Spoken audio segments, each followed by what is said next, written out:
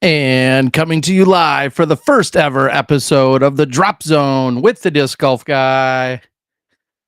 That's me. Hey guys. Good evening, everyone. Hello. Welcome to the Drop Zone.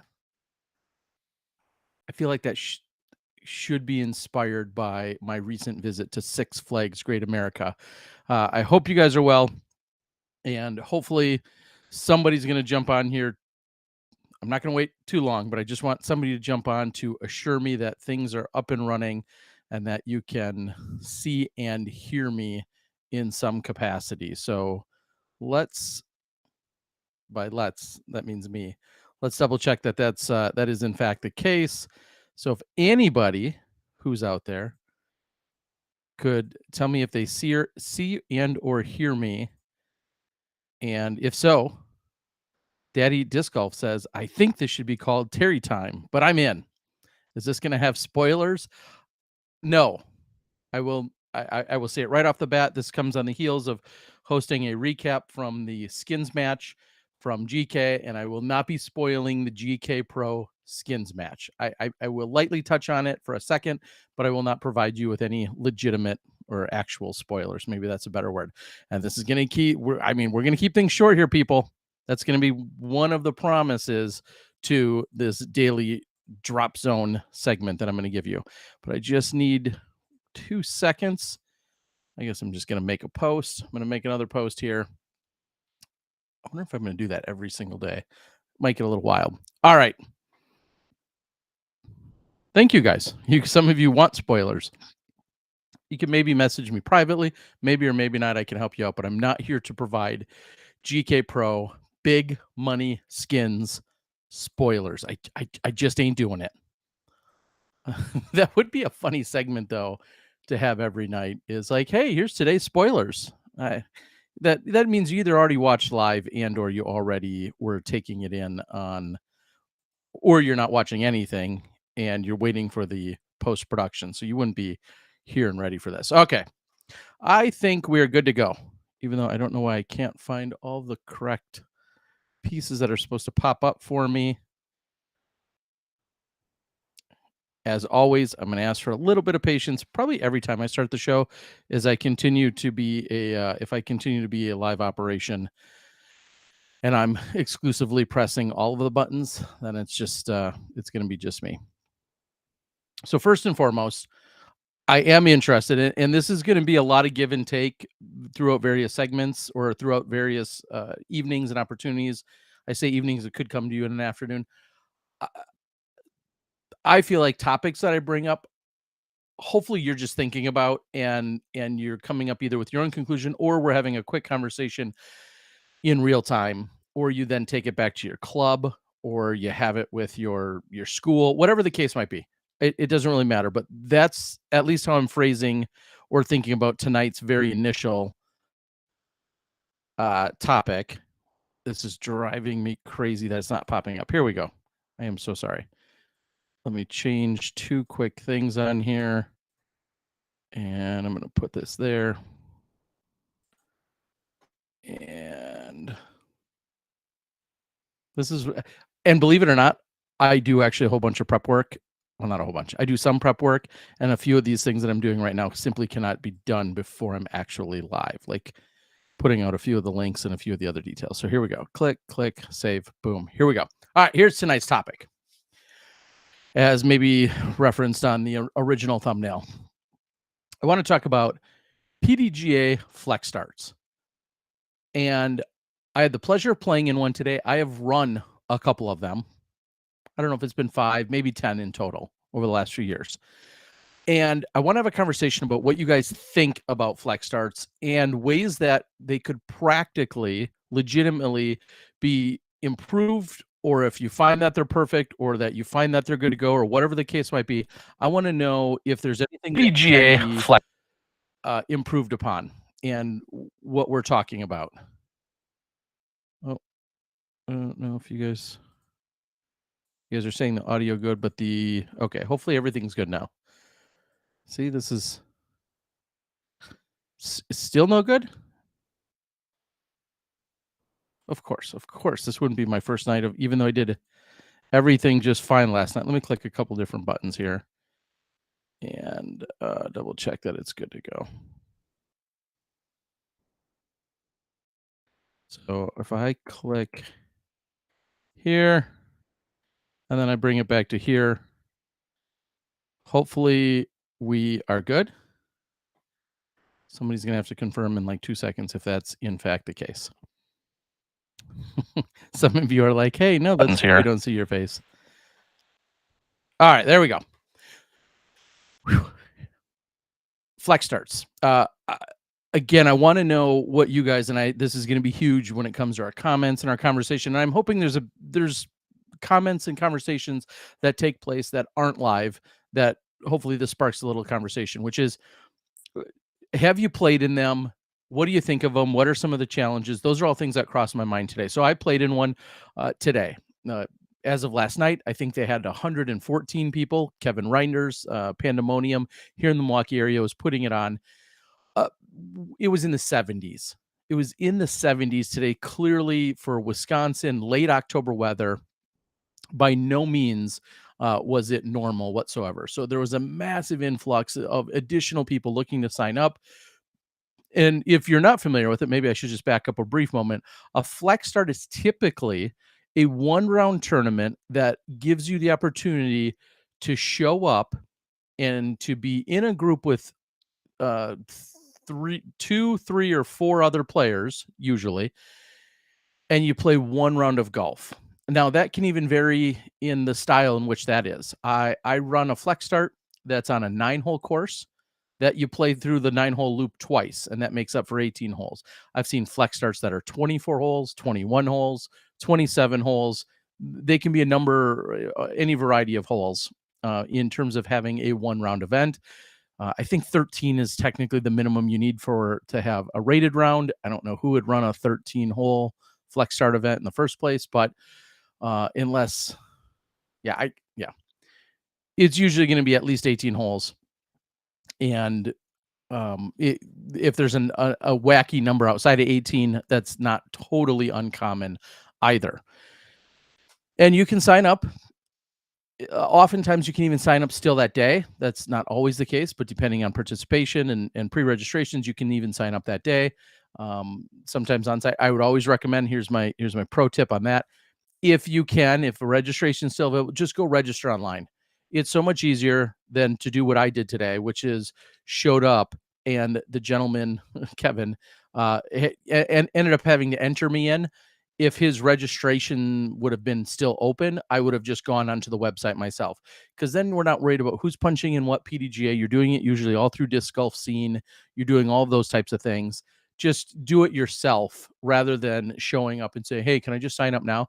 If somebody comes to a Flex Start that I'm hosting and they say, hey, I'd like to sign up, can I still sign up? The answer is usually yes, because they're within the time frame.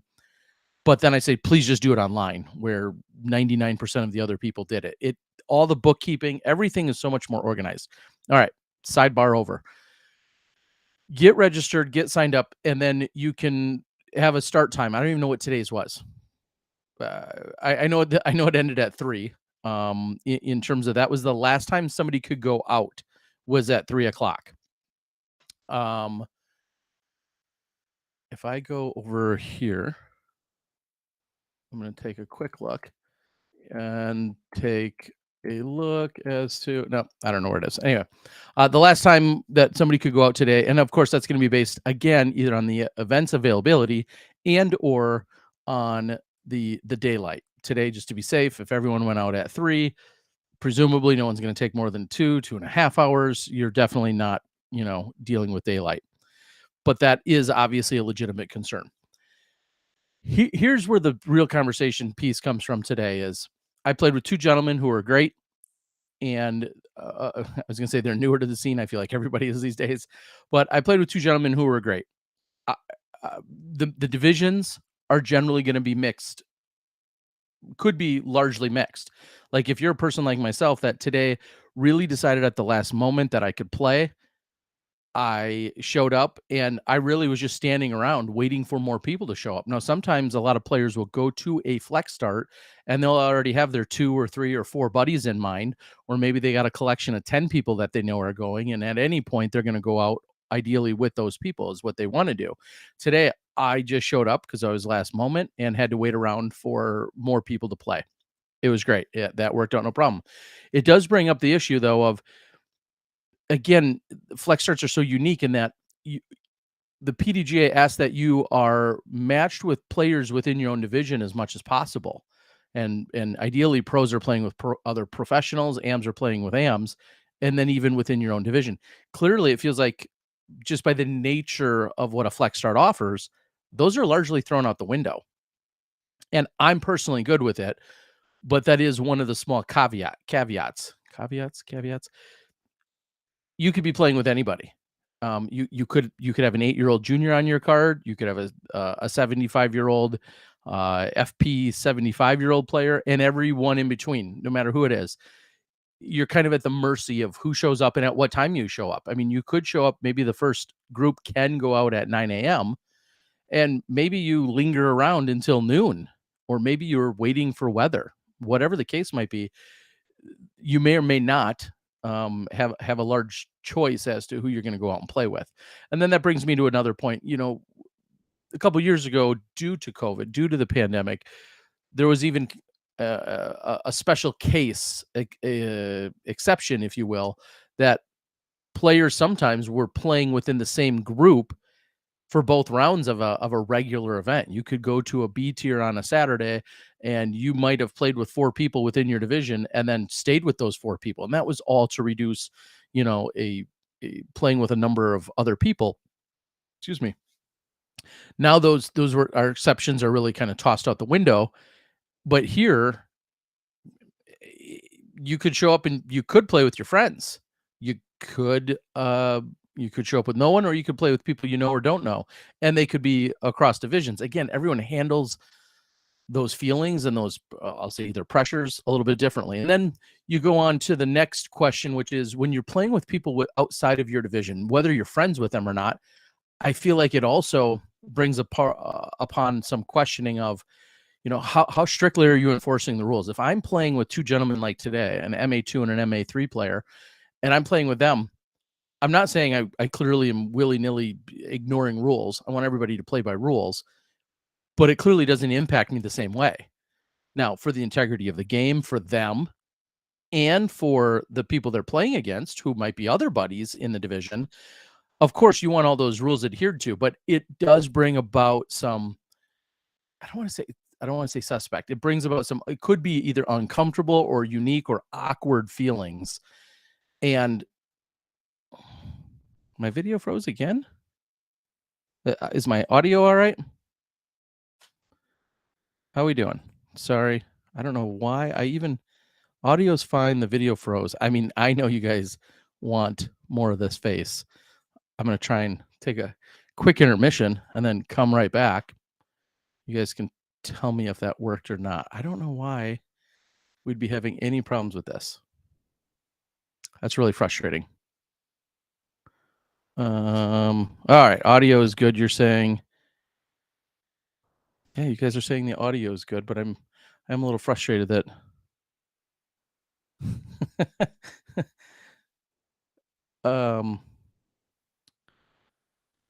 yeah, I even prioritize this computer. It should be eating all of the internets.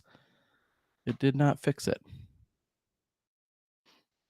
Really all right, so we're going to be crowdfunding a new internet for I'm just kidding. I'm going to click on here and see if that possibly brings you guys back. All right. So if you continue to say that the audio is good, then I guess I'm just going to move on for a moment.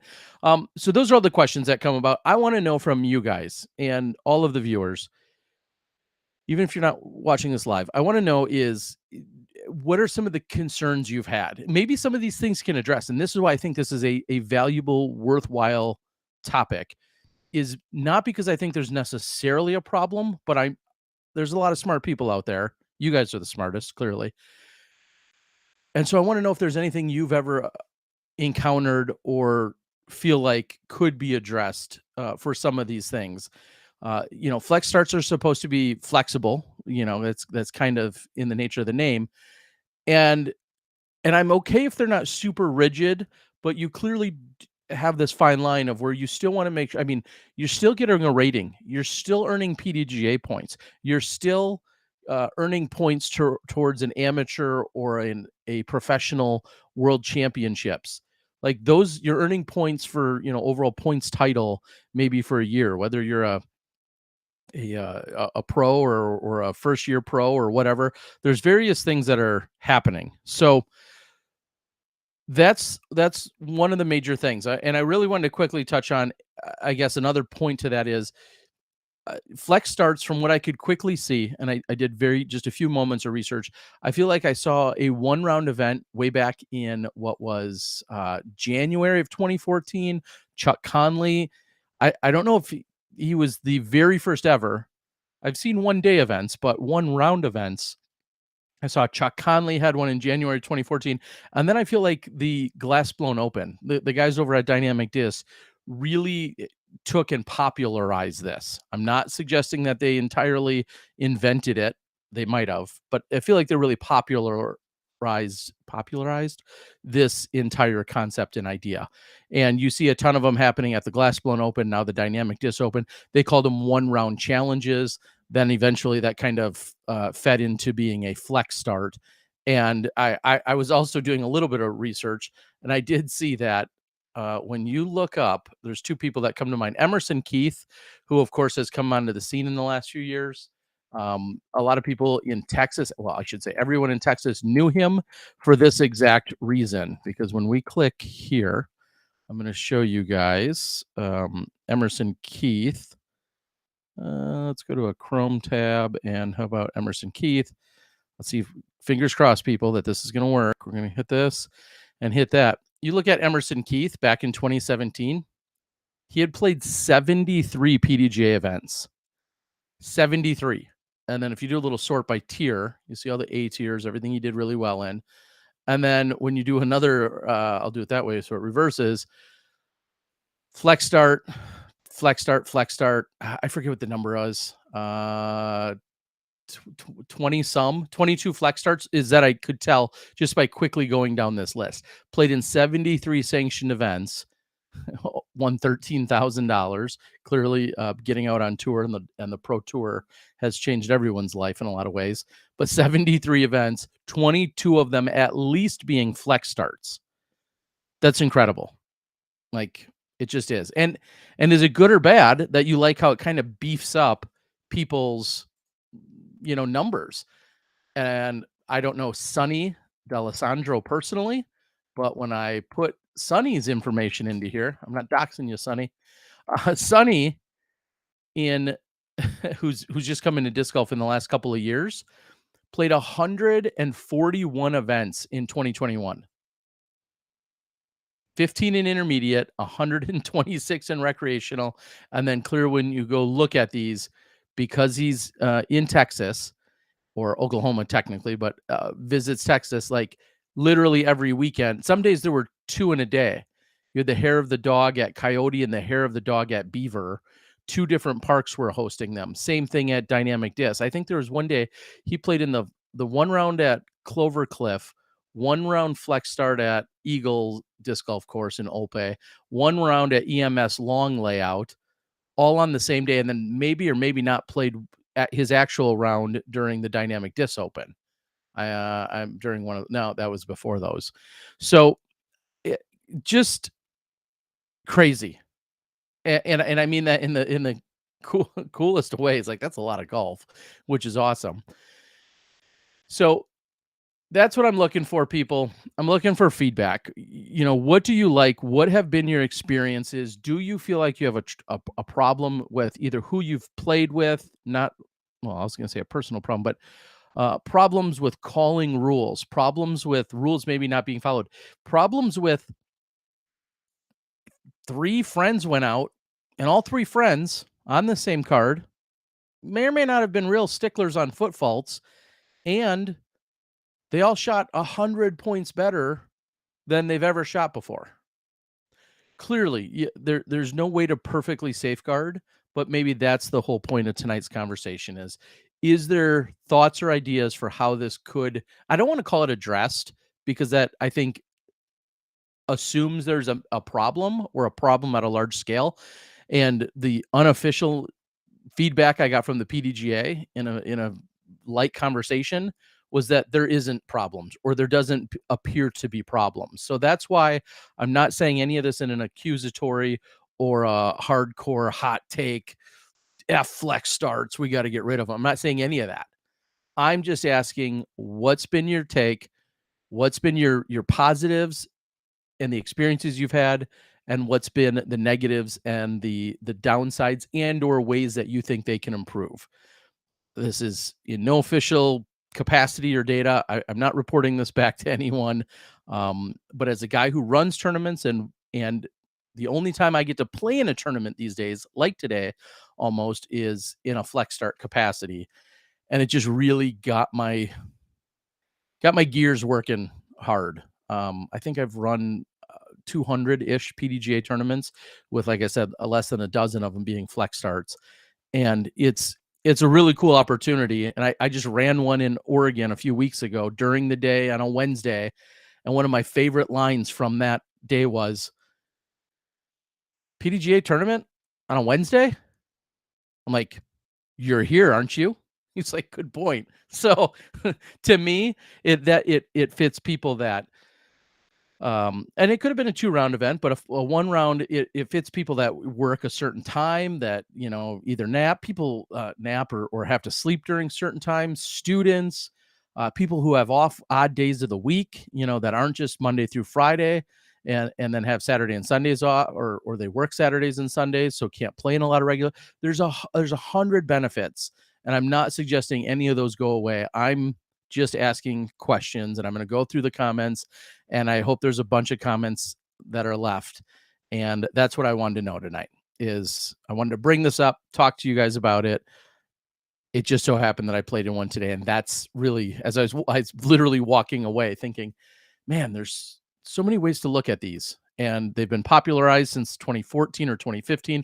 I don't think they're going away. I don't think they should go away. Live scoring is great,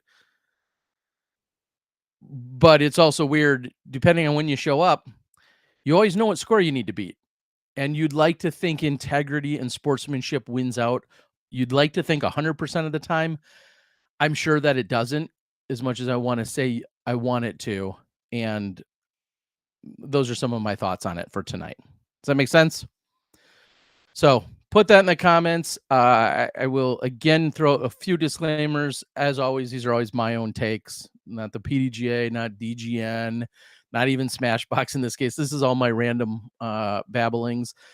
Secondly, if these are well liked or received, and people are going to watch them and provide feedback and interact, I would be very interested in working with anyone that would like to in any way support or partner up or sponsor any of these nightly or regular, semi-regular segments.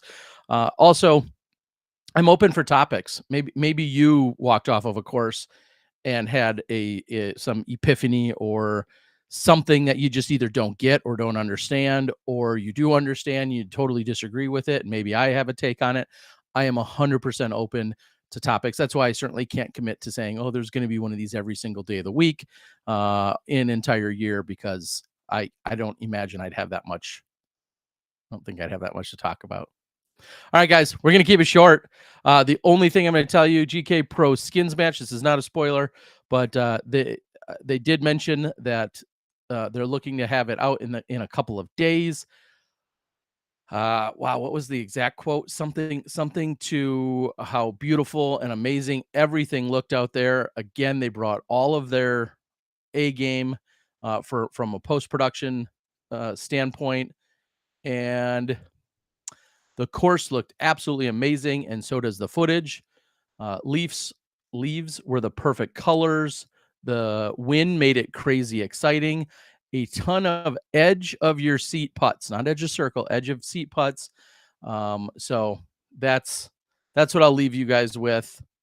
and I am looking forward to seeing what they can do. I do know the results personally, even though I don't know any of the details, but I do know what went down when it was all said and done, and it was I'm excited to watch it myself.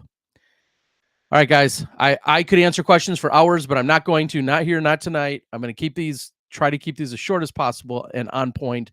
I do appreciate it. uh, Maybe we'll be here tomorrow night. Maybe it's going to be 2 or 3 nights. I have no idea. But if you've got topics, this could be releases, could be signings, could be a lot. Basically, it could be anything that often could get talked about in a podcast, except for then we're not waiting for a full week to then have the conversation. Something cool happens on Wednesday. I want to be able to discuss it and bring it to your attention and or have a quick conversation about it. Not to say we're not going to have plenty of fodder for Tuesday nights, but that's part of the reasoning for this. And some of you guys actually sit and listen, which is crazy to me. I love you guys. Appreciate it. Thanks for tuning in. We'll see. I need graphics. I need all sorts of stuff to get this up and running. If you like the drop zone with the disc golf guy, you let me know that as well. And if you don't, and you think there should be another name, I'm still open to those ideas as well. Guys, I'm going to close it out. Guys and gals, thanks for tuning in. Thanks for watching. Hope you enjoy. Leave comments, like, share, subscribe, all those silly YouTube things. Become a Patreon member. Do whatever you want. I now need a cheesy tagline. Like, I can't just say I'm signing out from the drop zone, putting out from the drop zone. I feel like there's so many negative connotations that go with being in the drop zone in the first place, because you probably missed a Mando or went out of bounds. So we're gonna have to come up with something clever there. I'm not one for being clever. So we'll have to think about it and get back to you. For now, I'm taking par from the drop zone. We'll see you guys next time.